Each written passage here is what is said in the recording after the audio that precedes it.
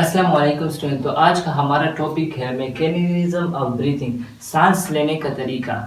अब मैकेनिज्म से क्या मुराद है? तरीकाकार, सांस लेने का तरीकाकार। आइए पढ़ते हैं। अब ब्रीथिंग में हमारे पास दो स्टेप्स होते हैं, पहला इंस्पायरेशन होता है और दूसरा एक्सपायरेशन। आइए हम पढ़ते हैं। Inspiration, the taking of air in. अब इंस्पायरेशन किसे कहते हैं? The taking of air in, हवा को अंदर ले जाने को, हवा को अंदर ले जाने को अपने बॉडी में, इसको हम इंस्पायरेशन कहते हैं। Expiration, the taking of air out, out, हवा को अपने जिस्म से बाहर करना को हम एक्सपायरेशन कहते हैं। आल्सो कॉल्ड इनहेलेशन, इंस्पायरेशन को हम इनहेलेशन भी कहते हैं। आल्सो कॉल्ड एक्सहेलेशन, एक्सपायरेशन को हम एक्सहेलेशन भी कहते हैं। Air moves in when the air pressure in lungs is lower than the pressure outside the body.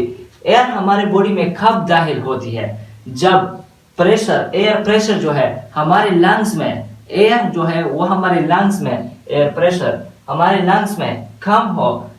किस चीज के बामुकाबले? हमारे बॉडी से बाहर। मतलब मेरे लंग्स में प्रेशर कम है और इधर ज्यादा है तो मैं सांस लूंगा। Air moves out when the air pressure in lungs is greater than the atmospheric pressure. Air कब हमारे बॉडी से बाहर जाएगी? जब प्रेशर हम मेरे लंग्स में ज्यादा हो बामुकाबला मेरे इन्वायरमेंट के। मतलब मेरे लंग्स में प्रेशर, एयर प्रेशर ज्यादा है और बामुकाबला इन्वायरमेंट में कम है तो मैं एयर को खारिज करूंगा।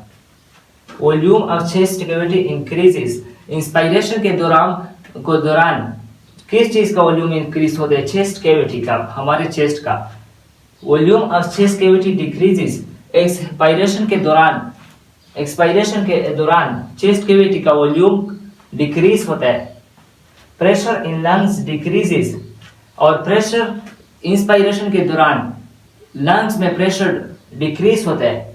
प्रेशर इन लंग्स इंक्रीजेस, और एक्सपायरेशन के दौरान प्रेशर जो है लंग्स में वो डिक्रीज होता है, इंक्रीज होता है। आप कहेंगे कि अगर वॉल्यूम चेस्ट कैविटी का डिक्रीज हो जाए तो प्रेशर कैसे इंक्रीज होगा? हमें ये इस तरह पता चलेगा बॉयल्स लॉ। आपने 9th क्लास में पढ़ा होगा बॉयल्स लॉ। जब वॉल्यूम डिक्रीज होता है तो प्रेशर बढ़ता है, जब प्रेशर बढ़ता है तो वॉल्यूम इंक्रीज होता है। Doom shaped diaphragm contract and become flat. अब इंस्पायरेशन के दौरान डूम शेप्ड डायफ्राम जो होते हैं वो कॉन्ट्रैक्ट होते हैं एंड बिकम फ्लैट, और फ्लैट हो जाता है, हमवार हो जाता है। अब डायफ्राम क्या है?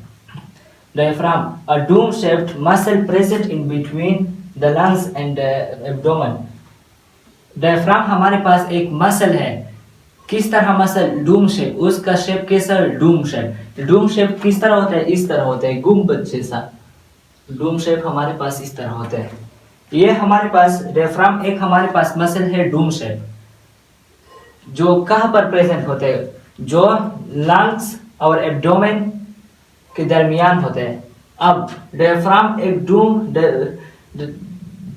डायफ्राम जब कंट्रैक्ट होते हैं, इंस्पायरेशन के दौरान डायफ्राम कंट्रैक्ट होते हैं और हमवार हो जाते हैं।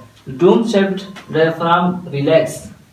अब एक्सपायरेशन के दौरान डूम शेप्ड डायफ्राम जो है, डायफ्राम वो रिलैक्स हो जाते हैं, अपने पोजीशन पर आ जाता है।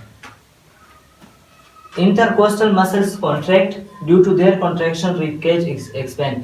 इंटरकोस्टल मसल्स अब क्या है? Intercostal muscle, the muscles present between the ribs, वो मसल जो रिब्स के दरमियान है उसको हम इंटरकोस्टल मसल कहते हैं। Intercostal muscles contract due to their contraction rib expand. Inspiration के दौरान इंटरकोस्टल मसल जो है वो कॉन्ट्रैक्ट हो जाते हैं, सुकड़ जाते हैं, ऐसे हो जाते हैं। ड्यू टू देयर कॉन्ट्रैक्शन, इसके कॉन्ट्रैक्शन से rib cage expand, rib cage जो होता है वो एक्सपेंड हो जाता है। अब आप कहेंगे इसके सुकड़ने से रिब केज कैसे एक्सपेंड होता है?